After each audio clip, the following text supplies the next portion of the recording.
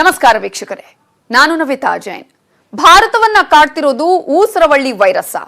17 ದೇಶದಲ್ಲಿ B1617 double ರೂಪಾಂತರಿಯದ್ದೇ ಆರ್ಭಟಾನ. ಈ high speed ವೈರಸ್ಗೆ ಕೋವ್ಯಾಕ್ಸಿನೇ ರಾಮಬಾಣಾನ. ಈಗ ವ್ಯಾಕ್ಸಿನ್ ಪಡೆಯದೇ ಇದ್ರೆ ಅಪ್ಪಳಿಸಿ ಬಿಡುತ್ತಾ ಮೂರನೇ ಅಲೆ. ಇದೇ ಕ್ಷಣದ ವೈರಸ್ 617 ಡೆಡ್ಲಿ ವೈರಸ್. ಭಾರತದ 19 ರಾಜ್ಯಗಳಲ್ಲಿ B.1.617 ರಣಾವತಾರ.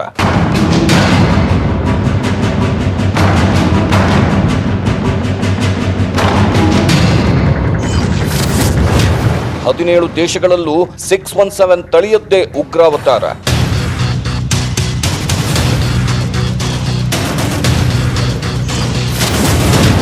ಅಷ್ಟಕ್ಕೂ ಭಾರತಕ್ಕೆ ಹೇಗೆ ಬಂತು ಈ ರೂಪಾಂತರಿ ವೈರಸ್?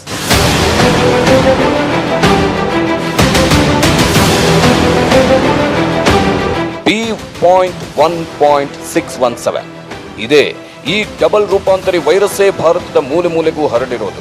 ಬ್ರಿಟನ್ ವೈರಸ್ಗಿಂತಲೂ ವೇಗವಾಗಿ, ಆಫ್ರಿಕನ್ ವೈರಸ್ಗಿಂತಲೂ ಸ್ಪೀಡ್ ಆಗಿ ಜಗತ್ತನ್ನ ಆವರಿಸ್ತಿರೋದು. ಇಂಥ ಊಸರವಳ್ಳಿ ಕಾಯಿಲೆ ಕಣ್ಣಿಗೆ ಕಂಡಿದ್ರೆ ಏನಾದ್ರೂ ಮಾಡಬಹುದಿತ್ತೇನೋ, ಆದ್ರೆ ಇದು ಕಣ್ಣಿಗೆ ಕಾಣದ ನಿಗೂಢ ವೈರಸ್. ಹಿಂಗಾಗಿನೇ ಈ 617 ತಳಿ ವಿರುದ್ಧ ಹೋರಾಡುವುದು ದೊಡ್ಡ ಸವಾಲಿನ ವಿಷಯವಾಗಿಬಿಟ್ಟಿದೆ. ಆದ್ರೀಗ ಈ ವೈರಸ್ನ ಬಗ್ಗೆ ಅಧ್ಯಯನವೊಂದು ನಡೆದಿದ್ದು ವಿಶ್ವದ ಮುಂದೆ ಬಯಲಾಗಿದೆ. B.1.617 deadly ವೈರಸ್ನ ರಣರೋಚಕ ರಹಸ್ಯಗಳು.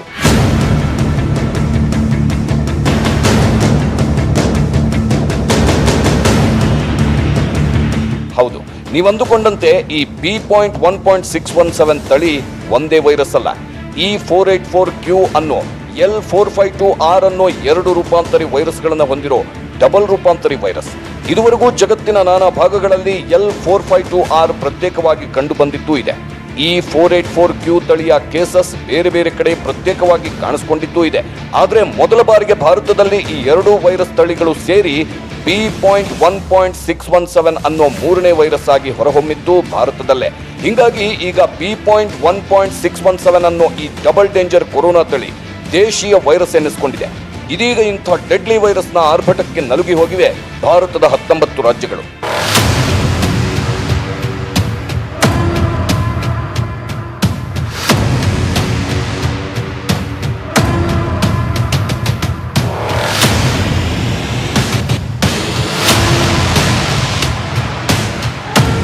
ವೀಕ್ಷಕರೇ, ಈ ಕೊರೋನಾ ದಿನಕ್ಕೊಂದು ಹೊಸ ದಾಖಲೆ ಸೃಷ್ಟಿಸ್ತಾನೆ ಬರ್ತಿದೆ. ಅದರಲ್ಲೂ ಭಾರತದಲ್ಲಿ 5 ದಾಖಲೆಗಳನ್ನ ಸೃಷ್ಟಿಸಿಬಿಟ್ಟಿದೆ. ಅದೇನೆಂದ್ರೆ, ದೇಶದಲ್ಲಿ ಒಂದೇ ದಿನ ಹೈಯೆಸ್ಟ್ ಕೇಸಸ್, ಹೈಯೆಸ್ಟ್ ಸಾವು ಸಂಭವಿಸಿದೆ. ಅಂದ್ರೆ ಒಂದೇ ದಿನಕ್ಕೆ 3,60,000 ಕೇಸ್ ದಾಖಲಾಗಿದ್ದು, ಒಂದೇ ದಿನಕ್ಕೆ 3,200 ಮಂದಿ ಕೊರೋನಾಗೆ ಬಲಿಯಾಗಿದ್ದಾರೆ. ಇನ್ನು ರಾಜ್ಯದಲ್ಲೂ ಅಷ್ಟೇ, ಒಂದೇ ದಿನ 39,000 ಕೇಸ್ ದಾಖಲಾಗಿದ್ದು, ಒಂದೇ ದಿನಕ್ಕೆ ರಾಜ್ಯದಲ್ಲಿ 229 ಮಂದಿ ಸಾವನ್ನಪ್ಪಿದ್ದಾರೆ. ಈ ದಾಖಲೆಯಲ್ಲಿ ಬೆಂಗಳೂರೇನು ಕಡಿಮೆ ಇಲ್ಲ. ಬೆಂಗಳೂರಲ್ಲಿ ದಿನಕ್ಕೆ 22,000 ಕೇಸ್ ದಾಖಲಾಗಿ 137 ಮಂದಿ ಮರಣ ಹೊಂದಿದ್ದಾರೆ. ಹೀಗೆ 5 ದಾಖಲೆಗಳನ್ನು ಮುರಿದು ರಣಕೇಕೆ ಹಾಕ್ತಿರೋ B.1.617 ರೂಪಾಂತರಿ ವೈರಸ್ ಈಗ ಭಾರತದಲ್ಲೇ ಅಲ್ಲದೆ ಜಗತ್ತನ್ನು ನಡುಗಿಸ್ತಿದೆ. ಯಾಕಂದ್ರೆ 17 ದೇಶಗಳಲ್ಲೂ ಪತ್ತೆ ಆಗ್ಬಿಟ್ಟಿದೆ ಭಾರತದ B.1.617 ರೂಪಾಂತರಿ ವೈರಸ್.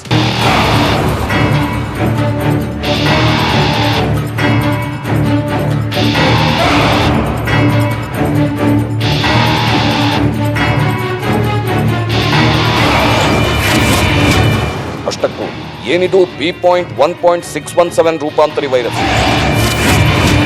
ಇದು ಯಾವ್ಯಾವ ದೇಶಗಳಲ್ಲಿ ಹರಡಿಬಿಟ್ಟಿದೆ ಗೊತ್ತಾ? SARS-CoV-2 B.1.617 ರೂಪಾಂತರಿ ವೈರಸ್ E484Q ಮತ್ತು L452R ಅನ್ನೋ 2 ರೂಪಾಂತರಿಗಳನ್ನು ಹೊಂದಿದೆ. ಈ 2 ರೂಪಾಂತರಿಗಳು ವೈರಸ್ನ ಸ್ಪೈಕ್ ಪ್ರೋಟೀನ್ ನಲ್ಲಿ ಕಂಡುಬರುತ್ತವೆ. ಸ್ಪೈಕ್ ಪ್ರೋಟೀನ್ ಅನ್ನೋದು ವೈರಸ್ನ ಮಾನವ ಜೀವಕೋಶದ ಗ್ರಾಹಕಗಳೊಂದಿಗೆ ಬಂಧಿಸಲು ಸಹಾಯ ಮಾಡುತ್ತವೆ. ಜೊತೆಗೆ ಅತಿಥೇಯ ಕೋಶಕ್ಕೆ ಪ್ರವೇಶ ಪಡೆಯೋಕೆ ದಾರಿ ಮಾಡಿಕೊಡುತ್ತೆ. E484Q ರೂಪಾಂತರಿಯು E484Kಗೆ ಹೋಲುತ್ತದೆ. ಇದು ಬ್ರಿಟನ್ನಲ್ಲಿ ವೈರಸ್ ವಂಶಾವಳಿ B.1.1.7 ಆಗಿಯೂ ಮತ್ತು ದಕ್ಷಿಣ ಆಫ್ರಿಕಾದ B.1.351 ಕೊರೋನಾ ವೈರಸ್ ರೂಪಾಂತರಿಗಳಾಗಿಯೂ ಕಂಡುಬರುತ್ತವೆ.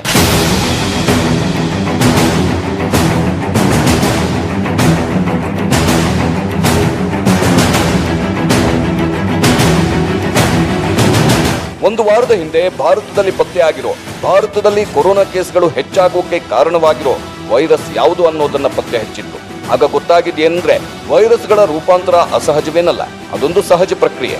ಅದರಲ್ಲೂ ಕೊರೋನಾ ಕಾಡೋಕೆ ಶುರುವಾಗಿ 1.5 ವರ್ಷಗಳ ಮೇಲೆ ಆಗಿದ್ದು, ಇದುವರೆಗೂ ಕೊರೋನಾ 7,000ಕ್ಕೂ ಅಧಿಕ ಬಾರಿ ರೂಪಾಂತರಗೊಂಡಿದೆ. ಆದ್ರೀಗ ಭಾರತದಲ್ಲೇ ಅಲ್ಲದೆ B.1.617 ಅನ್ನೋ ತಳಿ ವಿಶ್ವದ 17 ದೇಶಗಳಲ್ಲಿ ಪತ್ತೆಯಾಗಿದೆ.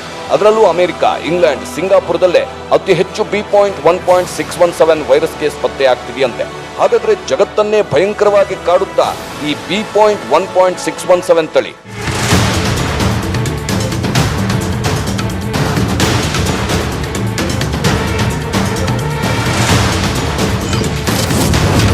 B.1.617 ವೈರಸ್ ಅನ್ನೇ ಸಖತ್ ಡೆಡ್ಲಿ ಎಂದಿದ್ದೇಕೆ ವಿಶ್ವಸಂಸ್ಥೆ?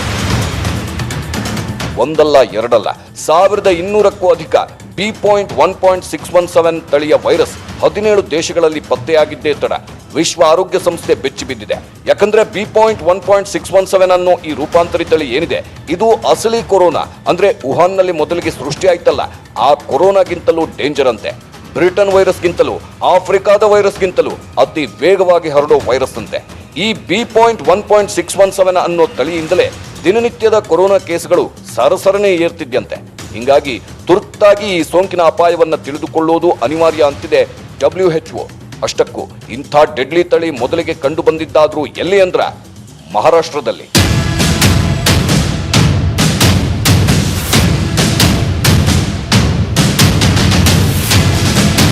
ಹೇಳಬೇಕು ಅಂದ್ರೆ B.1.617 ರೂಪಾಂತರಿ ವೈರಸ್ ಎಲ್ಲೆಲ್ಲಿ ಪತ್ತೆಯಾಗಿದೆ, ಹೇಗೆಲ್ಲ ಹರಡುತ್ತಿದೆ ಅನ್ನೋ ಪ್ರಶ್ನೆ ಸಹಜವಾಗೇ ಎಲ್ಲರನ್ನೂ ಕಾಡುತ್ತೆ.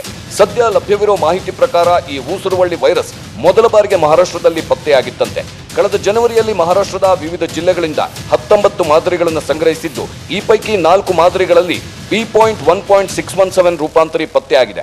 ಹಾಗೇನೇ ಫೆಬ್ರವರಿಯಲ್ಲಿ 18 ಜಿಲ್ಲೆಗಳಿಂದ 151 ಮಾದರಿ ಸಂಗ್ರಹಿಸಲಾಗಿತ್ತು. ಈ ಪೈಕಿ ಕನಿಷ್ಠ 16 ಜಿಲ್ಲೆಗಳಿಂದ ಸಂಗ್ರಹಿಸಿದ ಮಾದರಿಗಳಲ್ಲಿ ರೂಪಾಂತರಿ ವೈರಾಣು ಪತ್ತೆಯಾಗಿತ್ತು. ಅಲ್ಲದೆ ಅಮರಾವತಿ, ನಾಗ್ಪುರ್, ಅಕೋಲಾ, ವಾರ್ಧಾ, ಪುಣೆ, ಥಾಣೆ, ಔರಂಗಾಬಾದ್ ಮತ್ತು ಚಂದ್ರಾಪುರ್ ಜಿಲ್ಲೆಗಳಲ್ಲಿ B.1.617 ರೂಪಾಂತರಿ ವೈರಾಣು ಪತ್ತೆಯಾಗಿರುವುದಕ್ಕೆ ಪ್ರಬಲ ಪುರಾವೆಗಳಿವೆ. ಆದ್ರೀಗ ಈ ವೈರಸ್ 19 ರಾಜ್ಯಗಳಲ್ಲಿ ಕಂಡು ಬಂದಿದೆ. ಹಾಗಾದ್ರೆ B.1.617 ರೂಪಾಂತರಿ ವೈರಸ್ ಇತರೆ ರೂಪಾಂತರಿ ವೈರಸ್ಗಿಂತಲೂ ಹೆಚ್ಚು ಮಾರಕಾನ?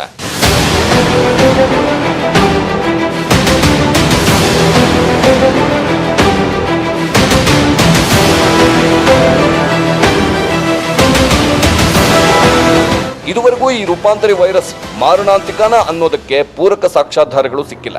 ಇದಕ್ಕೆ ವೈಜ್ಞಾನಿಕ ಪುರಾವೆಗಳು ಸಿಗಬೇಕಾದ್ರೆ ಕ್ಲಿನಿಕಲ್ ಪರೀಕ್ಷೆಗಳ ಮಾಹಿತಿ ಜೊತೆಗೆ ಜಿನೋಮ್ ಸೀಕ್ವೆನ್ಸಿಂಗ್ ಡೇಟಾವನ್ನು ತಾಳೆ ಮಾಡಿ ನೋಡಬೇಕಾಗುತ್ತೆ. ವೈದ್ಯರು ಹೇಳೋ ಪ್ರಕಾರ ಈ ರೂಪಾಂತರಿ ವೈರಸ್ ಅತಿ ವೇಗವಾಗಿ ಹರಡುತ್ತಿದ್ದು ಹೆಚ್ಚು ಸಾಂಕ್ರಾಮಿಕವಾಗಿದೆ.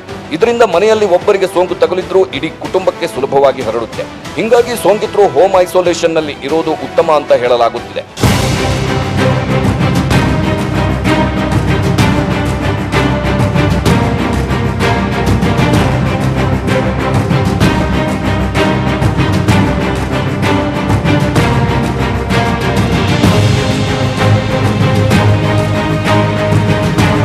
ಇಂಟ್ರೆಸ್ಟಿಂಗ್ ವಿಷಯ ಏನಂದ್ರೆ, ಈ ರೂಪಾಂತರಿ ಒಕ್ಕರಿಸಿಕೊಂಡ ಸೋಂಕಿತರಲ್ಲಿ ರೋಗ ಲಕ್ಷಣ ಕಂಡು ಬರಲ್ಲ. ಆದ್ರೆ ಕೊರೋನಾ ಸೋಂಕು ಪ್ರಕರಣಗಳು ಹೆಚ್ಚುತ್ತಿರುವುದು ಆರೋಗ್ಯ ವ್ಯವಸ್ಥೆ ಮೇಲೆ ಹೊರೆಯಾಗುತ್ತಿವೆ ಅನ್ನೋ ಮಾತುಗಳು ಕೇಳಿ ಬರುತ್ತಿವೆ. ಇನ್ನು ರೂಪಾಂತರಿ ವೈರಸ್ ಮಹಾರಾಷ್ಟ್ರದಲ್ಲಿ ಎಷ್ಟು ಪ್ರಮಾಣದಲ್ಲಿ ಹರಡುತ್ತಿದೆ ಅನ್ನೋದಕ್ಕೆ ಖಚಿತ ಮಾಹಿತಿ ಲಭ್ಯವಿಲ್ಲ. ಆದ್ರೆ ಕಳೆದ ಮಾರ್ಚ್ನಲ್ಲೇ ಮಹಾರಾಷ್ಟ್ರ 1ರಲ್ಲೇ 15% 20% ಮಾದರಿಗಳಲ್ಲಿ ಈ ರೂಪಾಂತರಿ ವೈರಸ್ ಇದೆ ಅಂತ ಹೇಳಿ ಕೇಂದ್ರ ಸರ್ಕಾರ ವರದಿ ನೀಡಿತ್ತು. ಹೀಗಾಗಿ ಇತ್ತೀಚಿನ ಮಾಹಿತಿ ಪ್ರಕಾರ ಈ ಸಂಖ್ಯೆ ಈಗ 60ಕ್ಕಿಂತ ಹೆಚ್ಚಾಗಿದೆ ಅಂತ ಹೇಳಲಾಗುತ್ತಿದೆ. ಹಿಂಗೆ ಈ ರೂಪಾಂತರಿ ರಾಕ್ಷಸನ ಅಬ್ಬರ ಹೆಚ್ಚುತ್ತಾ ಹೋದ್ರೆ ಮೇನಲ್ಲಿ ಉತ್ತುಂಗಕ್ಕೇರ್ಬಿಡುತ್ತಾ ಕೊರೋನಾ. ಎಚ್ಚೆತ್ತುಕೊಳ್ಳದಿದ್ರೆ ಮೇನಲ್ಲಿ ಮಾರಿ ಹಬ್ಬ ಗ್ಯಾರಂಟಿನ. ಆತ್ಮವಿಶ್ವಾಸದಲ್ಲಿದ್ದ ಭಾರತಕ್ಕೆ 2ನೇ ಅಲೆ ಅತಿ ದೊಡ್ಡ ಆಘಾತವನ್ನೇ ನೀಡಿಬಿಟ್ಟಿದೆ. ಸೋಂಕಿತರ ಸಾವಿನ ಲೆಕ್ಕ ದಿನೇ ದಿನೇ ಏರ್ತಿರೋದನ್ನು ನೋಡಿರೋ ತಜ್ಞರು ಇದು ಟ್ರೈಲರ್ ಅಷ್ಟೇ ಅಂತಿದ್ದಾರೆ. ಜೊತೆಗೆ ಈಗ ಕಂಡಿರೋ ಗ್ರಾಫ್ ಏನು, ಮೇ ತಿಂಗಳ ಹೊತ್ತಿಗೆ ಇದು ಸಂಪೂರ್ಣ ಬದಲಾಗುತ್ತೆ ಅಂತಿದ್ದಾರೆ. ಹಾಗಾದ್ರೆ ಮೇ ತಿಂಗಳಲ್ಲಿ ಪೀಕ್ ಆಗ್ಬಿಡುತ್ತಾ ಕೊರೋನಾ ಕಾಟ? ಹೌದು, ಮುಂದಿನ 10 ದಿನಗಳಲ್ಲಿ ಅಂದ್ರೆ ಮೇ ಮಧ್ಯ ಭಾಗದಲ್ಲಿ ಕೊರೋನಾ ಕೇಸುಗಳು ಗರಿಷ್ಠ ಮಟ್ಟಕ್ಕೇರುತ್ತೆ ಅಂತ ಹೇಳಲಾಗುತ್ತಿದೆ. ದಿನನಿತ್ಯದ ಕೇಸುಗಳು 4 ಲಕ್ಷ ಮುಟ್ಟುತ್ತಾ ತಿಂಗಳಲ್ಲೇ 38 ಲಕ್ಷಕ್ಕೂ ಅಧಿಕ ಕೇಸುಗಳು ದಾಖಲಾಗಬಹುದು ಅಂತಿದ್ದಾರೆ. ಹಂಗಾಗಬಾರ್ದು ಅಂದ್ರೆ ಜನ ಎಚ್ಚರಿಕೆಯ ಹೆಜ್ಜೆಗಳನ್ನಿಡೋದು ಅನಿವಾರ್ಯವಾಗಿದೆ. ಆದ್ರೀಗ ಈ ಊಸುರುವಳ್ಳಿ ವೈರಸ್ ಆರ್ಭಟಕ್ಕೆ ಕಡಿವಾಣ ಹಾಕೋ ತಾಕತ್ತು ಅದೊಂದು ಲಸಿಕೆಗಿದೆ ಎನ್ನಲಾಗ್ತಿದೆ. ಅಮೆರಿಕದ ಉನ್ನತ ಸಾಂಕ್ರಾಮಿಕ ರೋಗ ತಜ್ಞರು ನಡೆಸಿರೋ ಅಧ್ಯಯನದಲ್ಲಿ ಇದು ಸಾಬೀತಾಗಿದೆ. ಅಷ್ಟಕ್ಕೂ ಯಾವುದು ಆ ಲಸಿಕೆ ಅಂದ್ರ ಅದುವೇ ಭಾರತದ ದೇಶೀಯ ಲಸಿಕೆ ಕೋವ್ಯಾಕ್ಸಿನ್. B.1.617ಗೆ ಕೋವ್ಯಾಕ್ಸಿನ್ ಲಸಿಕೆಯೇ ರಾಮಬಾಣನ. ಹೊಸ ಪ್ರಭೇದವಾಗಿರೋ B.1.617 ವಿರುದ್ಧ ಲಸಿಕೆ ಹೇಗೆ ಕೆಲಸ ಮಾಡುತ್ತೆ? ಈ ಪ್ರಶ್ನೆ ಹಲವು ದಿನಗಳಿಂದ ಅಲ್ಲಲ್ಲಿ ಕೇಳಿ ಬರ್ತಾನೆ ಇತ್ತು. ಸದ್ಯ ಈ ಬಗ್ಗೆ ಅಮೆರಿಕದ ಉನ್ನತ ಸಾಂಕ್ರಾಮಿಕ ತಜ್ಞರೊಬ್ಬರು ಸಂಶೋಧನೆ ನಡೆಸಿದ್ದಾರೆ. ನಿಮ್ಗೆ ಗೊತ್ತಿದ್ಯೋ ಇಲ್ವೋ, ಈ ಹಿಂದೆ ಆಫ್ರಿಕನ್ ರೂಪಾಂತರಿ ವೈರಸ್ ಇತ್ತಲ್ಲ, ಅದು ಪ್ರತಿರೋಧಗಳಿಂದ ನುಣುಚಿಕೊಳ್ಳುವ ಶಕ್ತಿ ಹೊಂದಿತ್ತು. ಬ್ರಿಟನ್ ವೈರಸ್ ಕೂಡ ವೇಗವಾಗಿ ಹರಡೋ ಡೆಡ್ಲಿ ವೈರಸ್ ಎನ್ನಿಸಿಕೊಂಡಿತ್ತು. ಇಷ್ಟೆಲ್ಲ ರೂಪಾಂತರಿ ವೈರಸ್ಗಳ ಆರ್ಭಟದ ನಡುವೆಯೂ ಜನ ಲಸಿಕೆ ಸಿಕ್ಕ ಕೂಡಲೇ ಮೈಮರೆತ ದೃಶ್ಯಗಳು ಕಂಡು ಬಂದಿತ್ತು. ಮಾಸ್ಕ್ ಧರಿಸದೆ, ಸಾಮಾಜಿಕ ಅಂತರ ಕಾಪಾಡದೆ ಬೇಕಾಬಿಟ್ಟಿ ಓಡಾಡಿದ್ರು. ಕೆಲವರಂತೂ ಕೊರೋನಾನೇ ಇಲ್ಲ ಅಂತ ಹೇಳಿದ್ರು. ಹಿಂಗಾಗಿ B.1.617 ಅನ್ನೋ ರೂಪಾಂತರಿ ಸಿಕ್ಕವರ ದೇಹ ಹೊಕ್ಕಿಬಿಡಲು ಸುಲಭವಾಯಿತು. ಆದರೆ ಈ ಡೆಡ್ಲಿ ಊಸರವಳ್ಳಿ ವೈರಸ್ನ ಸಂಹರಿಸುವಲ್ಲಿ ಕೋವ್ಯಾಕ್ಸಿನ್ ಲಸಿಕೆ ಪರಿಣಾಮಕಾರಿಯಾಗಿದೆ ಅನ್ನೋ ರಹಸ್ಯ ಬಯಲಾಗಿದೆ.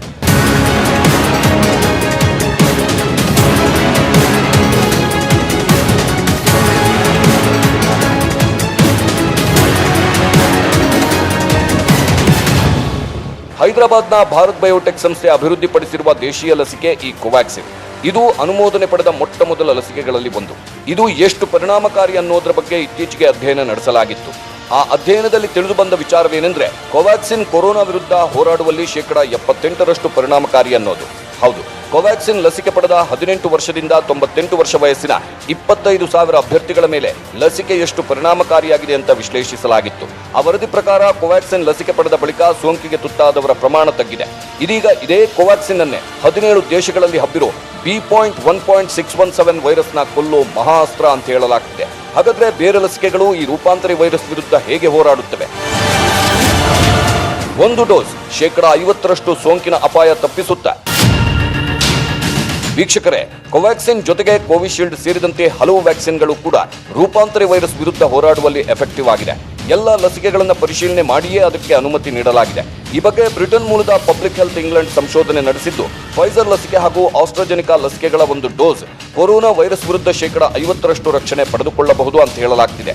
ಹೀಗೆ ರೂಪಾಂತರಿ ವಿರುದ್ಧ ಲಸಿಕೆಯೇ ರಾಮಬಾಣ ಅಂತಿರೋ ಹೊತ್ತಲ್ಲೇ ಕೇಳಿ ಬಂದಿದೆ 3ನೇ ಅಲೆಯ ಮಹಾ ಎಚ್ಚರಿಕೆ.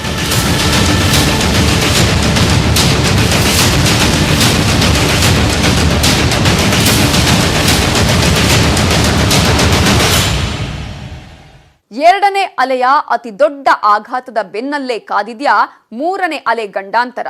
ಇದು ಟ್ರೇಲರ್ ಅಷ್ಟೇ ಅಂತಿದ್ದಾರೆ ತಜ್ಞರು. 3ನೇ ಅಲೆ ಬಗ್ಗೆ ಹೇಳ್ತಾ ಇರೋದೇನು? ಸೋಂಕು ಮತ್ತು ಸಾವು ಮಿತಿ ಮೀರುವಂತೆ ಮಾಡುವ 3ನೇ ಅಲೆಯಿಂದ ತಪ್ಪಿಸಿಕೊಳ್ಳೋಕೆ ನಾವು ಮಾಡಬೇಕಾಗಿರೋದಾದ್ರೂ ಏನು? ಹೇಳ್ತೀವಿ ಬ್ರೇಕ್ ಆದ್ಮೇಲೆ. 2ನೇ ಅಲೆ ಪೀಕ್ ನಲ್ಲಿರುವಾಗಲೇ ಸಂಶೋಧಕರು 3ನೇ ಅಲೆ ಬಗ್ಗೆ ಎಚ್ಚರಿಸುತ್ತಿದ್ದಾರೆ. ಜೊತೆಗೆ 3ನೇ ಅಲೆ ತಡೆಗೆ ಲಸಿಕೆಯೇ ರಾಮಬಾಣ ಅಂತಿದ್ದಾರೆ. ಹಾಗಾದ್ರೆ ಈಗ ಲಸಿಕೆ ಪಡೆಯದೆ ಹೋದ್ರೆ ಮುಂಬರುವ ಗಂಡಾಂತರ ಮತ್ತಷ್ಟು ಭೀಕರವಾಗಿರುತ್ತಾ? ಎಲ್ಲಿದೆ ನೋಡಿ ಈ ಕುರಿತ ಸ್ಟೋರಿ. ಲಸಿಕೆ ಹಾಕಿಸಿಕೊಳ್ಳದಿದ್ರೆ 3ನೇ ಅಲೆ ಅಪ್ಪಳಿಸುತ್ತಾ? ಹೌದು, ಮೊದಲನೇ ಅಲೆಯಲ್ಲಿದ್ದ ಸೋಂಕಿನ ತೀವ್ರತೆ 2ನೇ ಅಲೆಯಲ್ಲಿ ವಿಪರೀತ ಅನ್ನೋದು ಗೋಚರಿಸಿದೆ. ಅದು ಅಲ್ಲದೆ ಯುರೋಪ್ ದೇಶಗಳಲ್ಲಿ ಒಂದು ಅಲೆಯಿಂದ ಮತ್ತೊಂದು ಅಲೆಗೆ ಇರುವ ಅಂತರವನ್ನು ಗಮನಿಸಿದ್ರೆ ಮುಂದಿನ ಅಕ್ಟೋಬರ್ ಅಥವಾ ನವೆಂಬರ್ಗೆ 3ನೇ ಅಲೆ ಅಪ್ಪಳಿಸುವ ಸಾಧ್ಯತೆ ಇದೆ ಎನ್ನಲಾಗ್ತಿದೆ. ಹೀಗಾಗಿ ಕೊರೋನಾ ಕಡಿಮೆ ಆಯಿತು ಅಂದಾಗ ಜನರು ನಿರಾಳರಾಗಿ ಮೈಮರೆಯಬಾರದು. ಕೊರೋನಾ ನಿಯಮವನ್ನ ಪಾಲಿಸಲೇಬೇಕು. ಹಾಗಿದ್ರೆ ಮಾತ್ರ 3ನೇ ಅಲೆಯಿಂದ ತಪ್ಪಿಸಿಕೊಳ್ಳೋಕೆ ಸಾಧ್ಯ.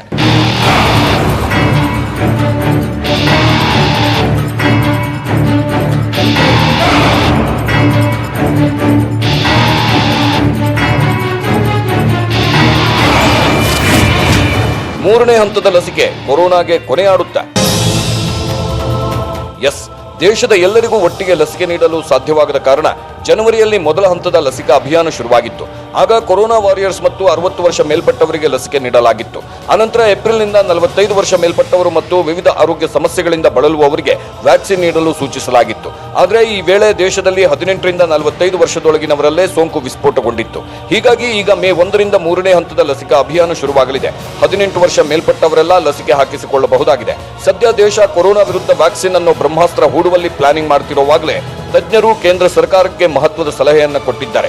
ಅದುವೇ ದೇಶದ 150 ಜಿಲ್ಲೆಗಳನ್ನ ಲಾಕ್ಡೌನ್ ಮಾಡಿ ಅನ್ನೋದು.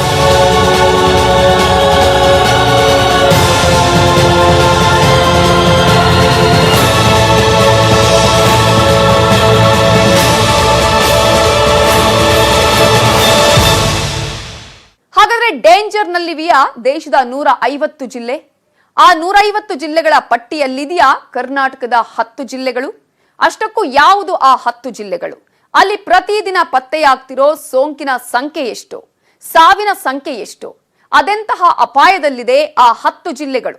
ಈ ಬಗ್ಗೆ ಮಾಹಿತಿ ಕೊಡ್ತೀವಿ ಬ್ರೇಕ್ ಆದ್ಮೇಲೆ. 150 ಜಿಲ್ಲೆಗಳು. ಸೋಂಕಿನ ಸರಪಳಿ ಕತ್ತರಿಸೋಕೆ ಕೇಂದ್ರ ತೆಗೆದುಕೊಳ್ಳುತ್ತಾ ಕಠಿಣ ನಿರ್ಧಾರ. 15% ಪಾಸಿಟಿವಿಟಿ ಇದ್ರೆ ಆ ಜಿಲ್ಲೆಗಳಿಗೆ ಬೀಗ ಬೀಳುತ್ತಾ. ಅಷ್ಟಕ್ಕೂ 15% ಪಾಸಿಟಿವಿಟಿ ದಾಖಲಾಗ್ತಿರೋ ಕರ್ನಾಟಕದ ಆ 10 ಜಿಲ್ಲೆ ಯಾವುದು? ಈ ಬಗ್ಗೆ ಇಲ್ಲಿದೆ ಕಂಪ್ಲೀಟ್ ರಿಪೋರ್ಟ್. ದೇಶದಲ್ಲಿ 2ನೇ ಅಲೆ ರೌದ್ರ ನರ್ತನವಾಡ್ತಿರುವಾಗಲೇ 3ನೇ ಅಲೆ ಬಗ್ಗೆ ಎಚ್ಚರಿಕೆ ಸಿಕ್ಕಿದೆ. ಒಂದು ವೇಳೆ 3ನೇ ಅಲೆ ಹೆಚ್ಚಾದ್ರೆ ಚಿಕಿತ್ಸೆ ಕೊಡೋಕೆ ನರ್ಸ್ಗಳೂ ಸಿಗಲ್ಲ, ವೈದ್ಯರೂ ಸಿಗಲ್ಲ. ಯಾಕಂದ್ರೆ ಈಗಲೇ ಇಷ್ಟೊಂದು ಬೆಡ್ ಕೊರತೆ ಇದೆ, ಆಕ್ಸಿಜನ್ ಸಮಸ್ಯೆ ಇದೆ. ಅದರಲ್ಲೂ 150 ಜಿಲ್ಲೆ ಬಹಳನೇ ಡೇಂಜರ್ನಲ್ಲಿದೆ. ಹೌದು, ಕೊರೋನಾ ಪಾಸಿಟಿವಿಟಿ ದರ 15%ಕ್ಕೂ ಹೆಚ್ಚಿರುವ ಜಿಲ್ಲೆಗಳನ್ನು ಪಟ್ಟಿ ಮಾಡಲಾಗಿದ್ದು, ಆ ಪಟ್ಟಿಯಲ್ಲಿ ಕರ್ನಾಟಕದ 10 ಜಿಲ್ಲೆಗಳಿವೆ. ಎಸ್, ಕೊಡಗಿನಲ್ಲಿ 20% ಪಾಸಿಟಿವಿಟಿ ಕೇಸ್ಗಳು ಕಂಡು ಬಂದಿವೆ. ರಾಯಚೂರು ಮತ್ತು ಕೋಲಾರದಲ್ಲಿ 18% ಪಾಸಿಟಿವಿಟಿ ಇದೆ. ಬೆಂಗಳೂರು, ಹಾಸನ, ತುಮಕೂರು ಜಿಲ್ಲೆಗಳಲ್ಲಿ 17% ಪಾಸಿಟಿವಿಟಿ ರೇಟ್ ಇದೆ. ಇನ್ನು ಕಲಬುರಗಿ ಮತ್ತು ಬಳ್ಳಾರಿಯಲ್ಲಿ 16% ಕೊರೋನಾ ಪಾಸಿಟಿವಿಟಿ ದಾಖಲಾಗ್ತಿದೆ. ಹೀಗೆ ಚಿಕ್ಕಮಗಳೂರು ಮತ್ತು ಚಾಮರಾಜನಗರದಲ್ಲಿ 15% ಕೊರೋನಾ ದೃಢವಾಗ್ತಿರುವುದಾಗಿ ವರದಿ ಹೇಳುತ್ತಿದೆ. ಹೀಗಾಗಿ ಈ ಎಲ್ಲ ಜಿಲ್ಲೆಗಳಲ್ಲೂ ಲಾಕ್ಡೌನ್ ಅವಶ್ಯಕತೆ ಇದೆ ಅಂತ ಉನ್ನತ ಮಟ್ಟದ ತಜ್ಞರ ಸಮಿತಿ ಕೇಂದ್ರಕ್ಕೆ ಸಲಹೆ ನೀಡಿದೆ. ಒಟ್ಟಾರೆ ದೇಶದಲ್ಲಿ B.1.617 ಅನ್ನೋ ರೂಪಾಂತರಿ ವೈರಸ್ 19 ರಾಜ್ಯಗಳಲ್ಲಿ ಹಬ್ಬಿದ್ದಲ್ಲದೆ 17 ದೇಶಗಳಿಗೂ ಕಾಲಿಟ್ಟಿದೆ. ಇಂಥ ಊಸರವಳ್ಳಿ ವೈರಸ್ನಿಂದ ಭಾರತ ಕೊರೋನಾ ಹಾಟ್ಸ್ಪಾಟ್ ಎನ್ನಿಸಿಕೊಳ್ಳುತ್ತಿದ್ದು, ಈ ವೈರಸ್ ಸಂಹಾರಕ್ಕೆ ಕೋವ್ಯಾಕ್ಸಿನ್ ಪರಿಣಾಮಕಾರಿ ಅಂತ ಹೇಳಲಾಗ್ತಿದೆ. ಇದರ ನಡುವೆ 3ನೇ ಅಲೆ ಬಗ್ಗೆ ತಜ್ಞರು ಎಚ್ಚರಿಸುತ್ತಿದ್ದು, 150 ಜಿಲ್ಲೆ ಡೇಂಜರ್ನಲ್ಲಿದೆ ಅಂತಿದ್ದಾರೆ. ಹೀಗಾಗಿ ಈ ರೂಪಾಂತರಿ ಆರ್ಭಟಕ್ಕೆ ಕಡಿವಾಣ ಹಾಕೋದಕ್ಕೆ ಏಕೈಕ ದಾರಿಯಾಗಿದೆ ಲಸಿಕಾ ಕ್ರಾಂತಿ. ನೋಡಿದ್ರಲ್ಲ ವೀಕ್ಷಕರೇ, ದೇಶವನ್ನ ಕಾಡ್ತಿರೋ ಹೆಮ್ಮಾರಿ ವೈರಸ್ ಯಾವುದು? 17 ದೇಶಗಳಿಗೆ ಈ ನಿಗೂಢ ವೈರಾಣು ಹರಡಿದ್ದು ಹೇಗೆ? ಈ B.1.617 ಅನ್ನೋ ಡೆಡ್ಲಿ ವೈರಸ್ ಅನ್ನ ಸಂಹಾರಕ್ಕಿರುವಂತಹ ಏಕೈಕ ರಾಮಬಾಣ ಯಾವುದು ಅನ್ನೋದನ್ನ ಇದು ಈ ಹೊತ್ತಿನ ವಿಶೇಷ. ನೋಡ್ತಾ ಇರಿ ನ್ಯೂಸ್ 18 ಕನ್ನಡ. ಜಾಲ ನಮ್ಮದು, ಬಲ ನಿಮ್ಮದು.